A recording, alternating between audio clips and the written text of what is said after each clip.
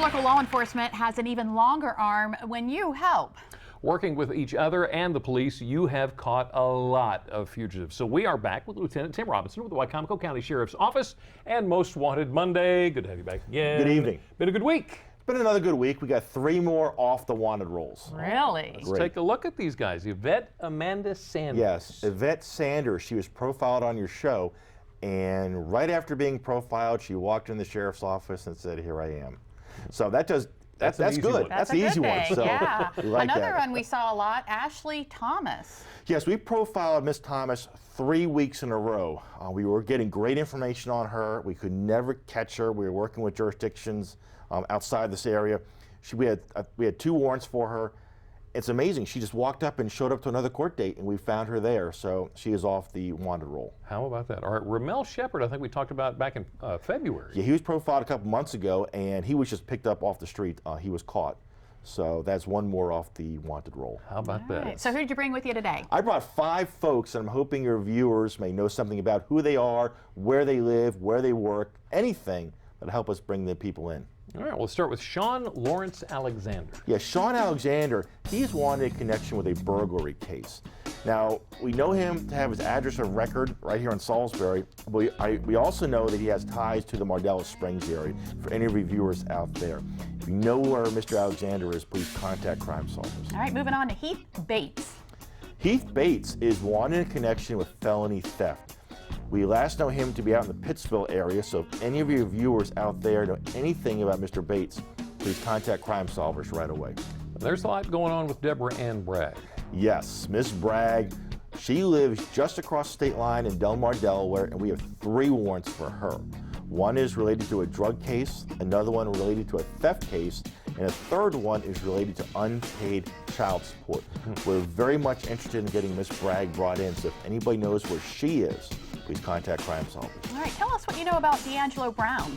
Deangelo Brown, now he is wanted in connection with a bench warrant that was issued in a drug court case. Now, Mr. Brown was accepted into that worthy program where the main idea is to try to get people treatment and try to get people help, right. But he screwed it up and a warrant was issued for him and he's out there somewhere, and we're trying to get Mr. Brown brought in.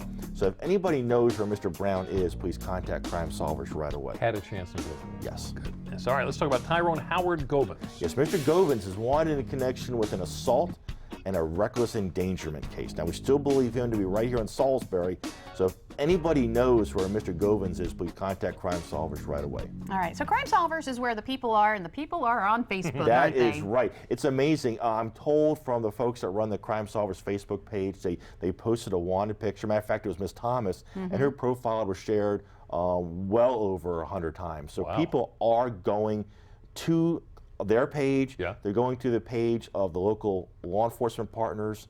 So it's amazing the power of Facebook. How about that? Now, and all this is great. You can see faces that have been caught, faces that you're looking for. Yes. But to actually get into the system. If you want to get in the system and be considered for a reward and also be guaranteed to remain anonymous, you have to call the Crime Solvers phone number. That number is 410-548-1776. The beautiful thing about this, again, Jimmy and Lisa, is nobody's going to ask your name. Right. Your name is never, we don't want to know your name because that's going to defeat the whole purpose of getting you to call it anonymously. You're going to be given a code name and a code number, and that's how we're going to refer to you with the rest of your existence with Crime Solvers. That's how you get the money. So if one That's of how you these get the money, guys too. is your friend, you might have a chance to make And you want to turn them in, you want to make a little bit of extra money for the summertime. And they'll never know who it was. They never will. Lieutenant we Tim Robinson. We have no way of finding out. Thank you so much. And of course, if you want more information on Crime Solvers, go to WBOZ.com. Click on our picture at the top of the page. Now, many identity thieves are master manipulators. According to Javelin Strategy and Research, on average, there are about 13 million of these cases of identity fraud happening each year.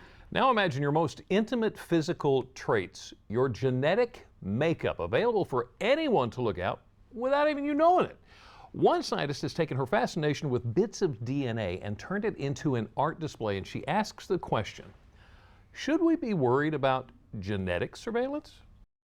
When you toss out a piece of gum or a plastic cup or even a single strand of hair, you're leaving behind a treasure trove of information. At least that's what this woman believes. It struck me that we were leaving DNA all over the place all the time and just not giving it a second thought. As a researcher and an artist, Heather headed to the lab. She extracted the DNA from those discarded objects and tried to combine that with the skills she already had in facial recognition. I spent probably 6 months in the lab, and every experiment I tried failed.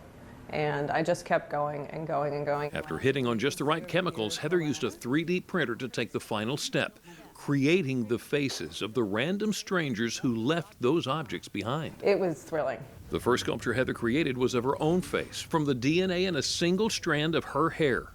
You can see the resemblance. It was the moment where I thought, this piece can actually happen. I can make this work. And now a Chicago art gallery has put those face sculptures on display in an exhibit called Stranger Visions. For us, it's really about the portrait, but then also using the information to ask a lot of questions about privacy and, this DNA testing. The science behind Heather's work, phenotyping, is starting to take flight as a forensics tool for the U.S. Justice Department and in some police departments. But Heather says her true motivation is just to get people thinking about genetic surveillance. With everything in science, right, there's potential and there's risk.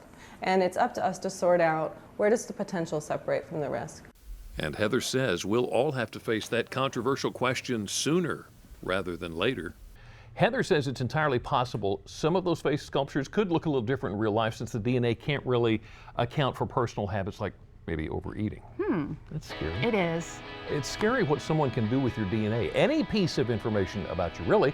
Coming up next, we're going to learn about the identity theft, but not the theft against you and me, but rather identity theft against your kids.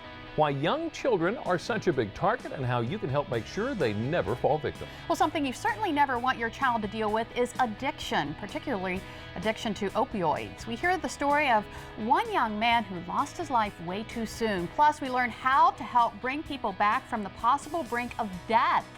DelmarvaLife, we'll be right back.